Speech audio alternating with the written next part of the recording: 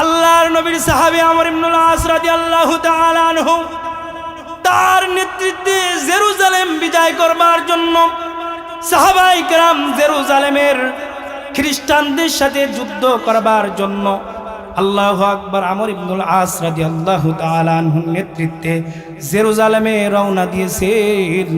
জেরুজালেমের মুশরিকদের সাথে খ্রিস্টানদের সাথে যুদ্ধ হতেছে, যুদ্ধ চলতেছে।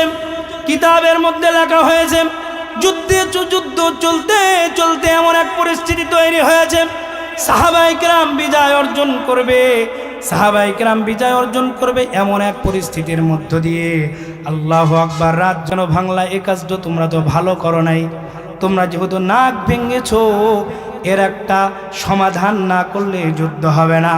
আল্লাহু আকবার। আমর ইবনুল আস রাদিয়াল্লাহু তাআলা আনহু বললেন, কখনোই হতে পারে না। আমরা যেমন আমাদের নবীজিকে সম্মান করি তেমনই ভাবে প্রত্যেকটা নবীজির ইজ্জত আবরু হেফাজতের জন্য আমরা যুদ্ধ করতে পারি। আমানতু বিল্লাহি ওয়া মালাইকাতিহি ওয়া কুতুবিহি ওয়া রাসূলিহি। তোমরা শুনে রাখো, আমরা প্রত্যেক নবীর উপর ঈমান রাখি। তোমরা জেনে রাখো, আমরা ঈসা নবীর নাক ভাঙি নাই, বরং আমাদের মধ্যে যারা আছে তারাও নাক ভাঙতে পারে না।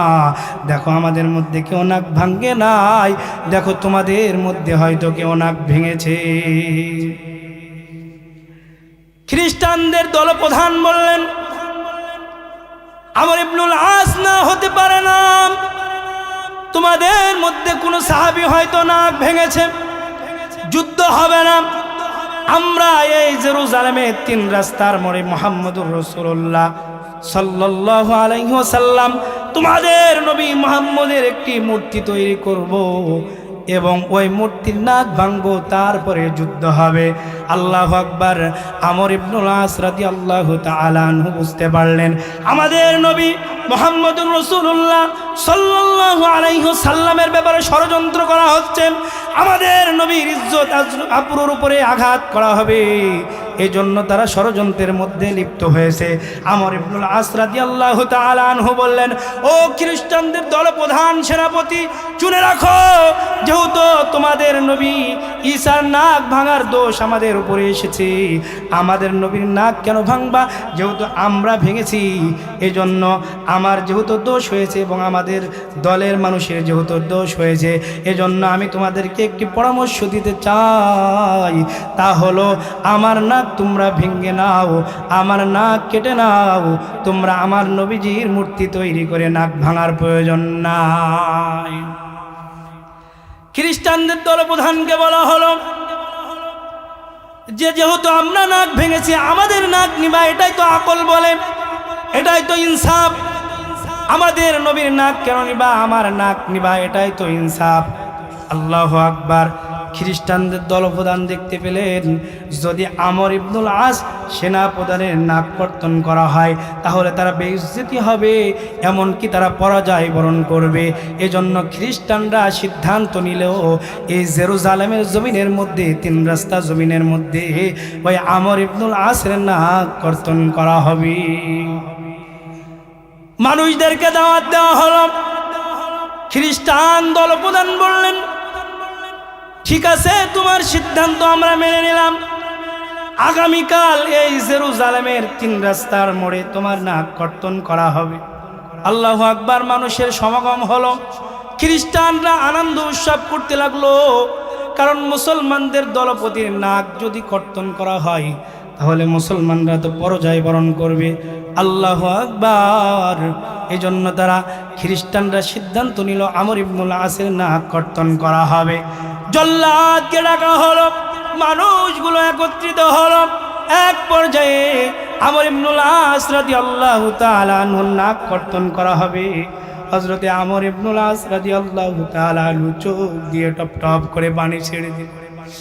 আল্লাহর নবীর সাহাবী চোখ দিয়ে টপ টপ করে পানি ছেড়ে দিলেন। খ্রিস্টান দল প্রধান বলে, আমর ইবনুল আস, কি হয়েছে? তুমি কেন ক্রন্দন করো? তোমার নবীর ইজ্জতের হেফাজতের জন্য একটি নাক দিবা, এজন্য হয়তো তুমি ভয়ে ক্রন্দন করতেছো। এ আমর ইবনুল আস, তোমরা কেমন সাহাবী! আল্লাহু আকবার। আমর ইবনুল আস রাদিয়াল্লাহু তাআলা আনহু বলেন, হে খ্রিস্টান দলপতি শোনো, তোমরা জেনে রাখো আমি আমর ইবনুল আস কেন কন্দন করছি। কারণ আমি এই কারণেই কন্দন করছি, আমার আল্লাহর নবীর অসংখ্য সাহাবী, আল্লাহু আকবার, আমার নবীর ইজ্জত হেফাজতের জন্য জিহাদের ময়দানে তাদের জীবনটা দিয়ে দিয়েছে। হাদিসের মধ্যে এসেছে আল্লাহর নবীর সাহাবীরা জিহাদের ময়দানে আল্লাহর নবীকে যখন তীর মারতো, আল্লাহর নবীর সাহাবীরা বুক পেতে দিল, আল্লাহর নবীর সাহাবীদের বুকে তীর বিদ্ধ হতো, আল্লাহর নবীর সাহাবীরা দুনিয়া থেকে বিদায় নিত। আমর ইবনুল আস রাদিয়াল্লাহু তাআলা আনহু বলেন, আমার নবীর অসংখ্য সাহাবী নবীর ইজ্জত হেফাজতের জন্য তারা জীবন দিয়েছে। আল্লাহু আকবার। বুখারী শরীফ এবং মুসলিমের মধ্যে হাদিস এসেছে আল্লাহর নবী জিহাদের ময়দানে যাবেন, আল্লাহু আকবার, আল্লাহর নবী জিহাদের ময়দানে যাবেন। এমন সময় একজন মহিলা সাহাবী বললেন, ইয়া রাসূলুল্লাহ, ইয়া হাবিবাল্লাহ, আপনি জিহাদের ময়দানে যাবেন, সকলের বাড়ি থেকে জিহাদে যাওয়ার জন্য মানুষ দেওয়া হয়েছে। আজকে যেহেতু আমার বাড়িতে কোনো যুবক নাই, এজন্য আমার এই দুধের সন্তান আপনাকে দিয়ে দিলাম, এই দুধের সন্তানকে আপনি ওই যে জিহাদের ময়দানে নিয়ে যান। আল্লাহর নবী বলেন, ও মহিলা সাহাবী, তুমি কি বলতেছো? আমি তো কোনো ছেলে খেলায় যাচ্ছি না, আমি তো জিহাদের ময়দানে যাচ্ছি, তোমার এই দুধের সন্তান নিয়ে আমি কি করব? আল্লাহর নবীর সাহাবী বললেন, ইয়া রাসূলুল্লাহ, ইয়া হাবিবাল্লাহ, আমার এই সন্তানকে আপনি জিহাদের ময়দানে যখন কাফের মুশরিকরা আপনার দিকে তীর নিক্ষেপ করবে, আমার এই সন্তান তীর চালাতে পারবে না, ঢাল চালাতে পারবে না। জিহাদের ময়দানে আপনার দিকে যখন তীর নিক্ষেপ করা হবে, আমার এই সন্তানকে আপনি তীরের মুখে ধরবেন, আমার এই সন্তানের গায়ে তীর লাগবে, আপনার গায়ে যেন তীর না লাগে। আমর ইবনুল আস রাদিয়াল্লাহু তাআলা আনহু বললেন, হে খ্রিস্টানদের দলপতি শোনো, আমি কেন কন্দন করতেছি? আল্লাহর নবীর সাহাবী আল্লাহর ইজ্জত হেফাজতের জন্য জীবন দিয়েছে। আখিরাতে হাসরের ময়দানে যখন সকলে আখিরাতে হাসরের ময়দানে আল্লাহর নবীর ইজ্জতের হেফাজতের জন্য যখন সকলে উঠবে, আমি আমর ইবনুল আসের সামান্য একটি নাকের বিনিময়ে আমি তাদের সম্মুখে কেমনে জবাব দিব? আমি যদি আমার জীবনটা দিয়ে যেতে পারতাম আল্লাহর নবীর হেফাজতের জন্য, আল্লাহর নবীর ইজ্জত হেফাজতের জন্য, আমি যদি আমার জীবনটা উৎসর্গ করতে পারতাম, আমার জন্য কতই না ভালো হতো। আমি যেহেতু শুধু নাক দিতে পারতেছি, সামান্য নাক, এজন্য আমার দুঃখ লাগতেছে। আমি যদি নবীর ভালোবাসা আমার জীবনটা দিয়ে যেতে পারতাম, আমার জন্য গৌরবের ছিল, আমার জন্য আনন্দের ছিল। মুসলমান ভাইরা আমার, এই অবস্থা দেখে খ্রিস্টানদের অবস্থা কেমন তৈরি হলো? আল্লাহু আকবার। খ্রিস্টানদের মধ্য থেকে একজন পাদ্রী উঠে দাঁড়ালেন, দাঁড়িয়ে বললেন, হে সরকার, হে আমাদের নেতা, ওই যে আমর ইবনুল আসের নাক কর্তন করা যাবে না, কারণ সে নাক ভাঙ্গে নাই, আমি নবী ঈসার নাক, আমরা আমাদের নবী ঈসার নাক আমি ভেঙেছি, কারণ আমাদের নবীর নাক আমি ভেঙে এটা বোঝাতে চেয়েছিলাম মুসলমানরা ভেঙেছে। মুসলমানদেরকে লাঞ্ছিত করার জন্য, পরাজয় করার জন্য আমি ষড়যন্ত্র করেছিলাম।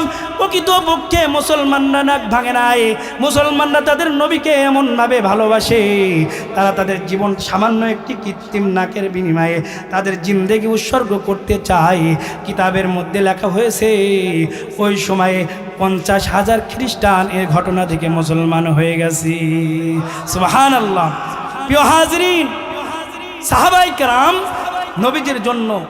নবীর জন্য তাদের জীবনকে কিভাবে উৎসর্গ করেছে, নিজেরা কিভাবে উৎসর্গিত হয়েছে, আমরাও বলতে চাই সাহাবায়ে কেরাম হলেন আমাদের অনুসৃত ব্যক্তি, তাদেরকে আমরা অনুসরণ করি।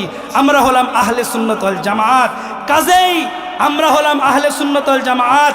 এই জমিনের মধ্যে যে সাহাবায়ে কেরামের বিরুদ্ধে কালিমা লেপন করবে, যারা সাহাবায়ে কেরামের বিরুদ্ধে বিভিন্ন দোষারোপ করবে, আমরা তাদেরকে প্রতিহত করতে চাই, ঠিক কিনা বলেন?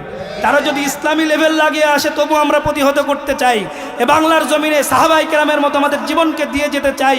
প্রিয় হাজিরিন, সাহাবায়ে কেরামের মতো জীবনকে দিতে হলে কি করতে হবে? একটি কথা বলে আমার আলোচনা শেষ করব। আমার ভাই চলে এসেছে, সেটি হচ্ছে, আমি বলতে চাই, আমি যেখানে কথা বলি আমি এই কথাটি শেষ পর্যন্ত বলি, সেটা হচ্ছে সাহাবায়ে কেরামের মতো জীবনকে উৎসর্গ করতে হলে, নবীর ইজ্জতকে হেফাজত করতে হলে এ বাংলার জমিনে কুখ্যাত কাদিয়ানি নামক যে সংগঠন আছে সেই কাদিয়ানিদের বিরুদ্ধে সোচ্চার হতে হবে। আজকে বাংলাদেশের বিভিন্ন জায়গায় প্রত্যন্ত অঞ্চলগুলোতে আমরা দেখেছি কাদিয়ানিদের অপতৎপরতা বেড়েছে। তারা বিভিন্নভাবে মুসলমানদেরকে বেঈমান করতেছে। তারা কি করতেছে, তারা কি বলে, আজকে সাধারণ মানুষ অনেকে বোঝে না। তারা বলে মুহাম্মদ রাসূলুল্লাহ সাল্লাল্লাহু আলাইহি ওয়াসাল্লাম শেষ নবী নয়, শেষ নবী হলো ওই ভারতের কুখ্যাত গোলাম আহমদ কাদিয়ানি। নাউজুবিল্লাহ। গোলাম আহমদ কাদিয়ানি শেষ নবী বলে আমরা স্পষ্টভাবে সাধারণ মানুষদেরকে জানিয়ে দিতে চাই, গোলাম আহমদ কাদিয়ানি হচ্ছে কুখ্যাত কাফের মুশরিক, জাহান্নামের কীট। সুতরাং যেখানেই কাদিয়ানি পাওয়া যাবে সেখানে প্রতিহত করতে হবে এবং তাদেরকে জুটা পিটা করে এলাকা থেকে বিদায় করতে হবে। আল্লাহর নবী মুহাম্মদ রাসূলুল্লাহ সাল্লাল্লাহু আলাইহি ওয়াসাল্লাম বলেন, সায়াকুনু ফি আখিরিজ জামানি দাজ্জালুনা কাজ্জাবুনা কুল্লুহুম ইয়াজআমুন আন্নাহু নবী। আমি নবীর পরে এমন কিছু দাজ্জাল এবং কাজ্জাবের আবির্ভাব ঘটবে, তারা নিজেদেরকে নবী দাবি করবে। নবীজি বলেন, আনা খাতামুন নাবিয়্যিন লা নাবিয়্যা বাদি, আমি হলাম শেষ নবী, আমার পরে আর কোনো নবী আসবে না।